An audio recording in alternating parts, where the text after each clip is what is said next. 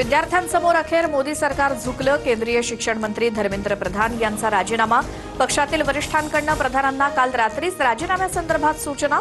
सूत्रांची माहिती. माझं मन 10 दिवसांपासून दुःखी होतं. युवा शक्ती देशाची खरी ताकद. तरुणांना इतर कोणी भरकटवू नये म्हणून मी स्वतः पंतप्रधानांकडे राजीनामा दिला. धर्मेंद्र प्रधानांचं भाष्य.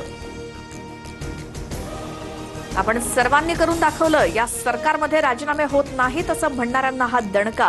दुनिया झुकती है, झुकाने वाला चाहिए. प्रधानांच्या राजीनाम्यावरती अभिजित दिपकेंची पहिली प्रतिक्रिया.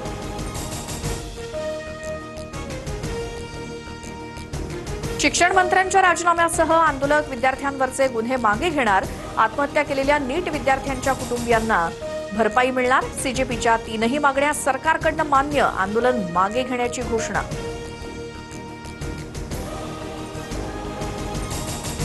धर्मेंद्र प्रधानांच्या राजीनाम्यानंतर मुख्यमंत्री देवेंद्र फडणवीसांचा तातडीचा दिल्ली दौरा. भाजपच्या वरिष्ठ नेत्यांची भेट घेऊन फडणवीस नागपुरात. भेटीबाबत प्रचंड गुप्तता. सूत्रांची माहिती.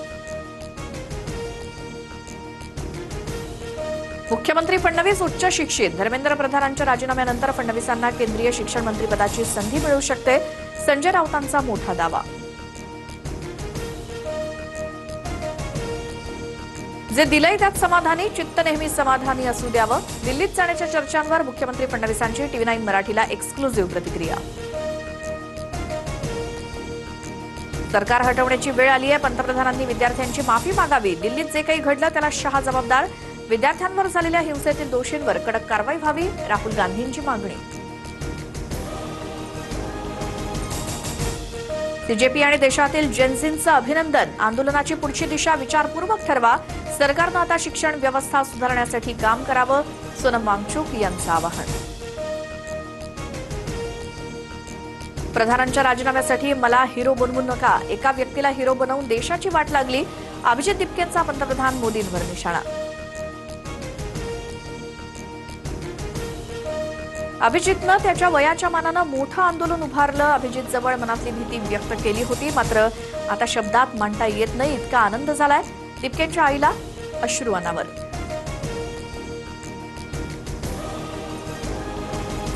लोकशाहीत संवादाची आवश्यकता असते. राजीनामा घ्या नाहीतर चर्चा करून म्हणणं ऐका असं मोदींना सांगितलं.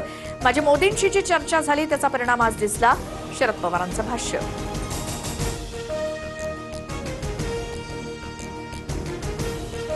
जेनझींनी सरकारच्या झिंज्या उपटल्यात. तरुणांनी देशाला भीतीच्या छायेतून बाहेर काढलं. मुंबई आणि महाराष्ट्र पोलिसांचे आभार. त्यांनी दिल्लीसारखी परिस्थिती होऊ दिली नाही. राज ठाकरेंकडून अभिनंदन.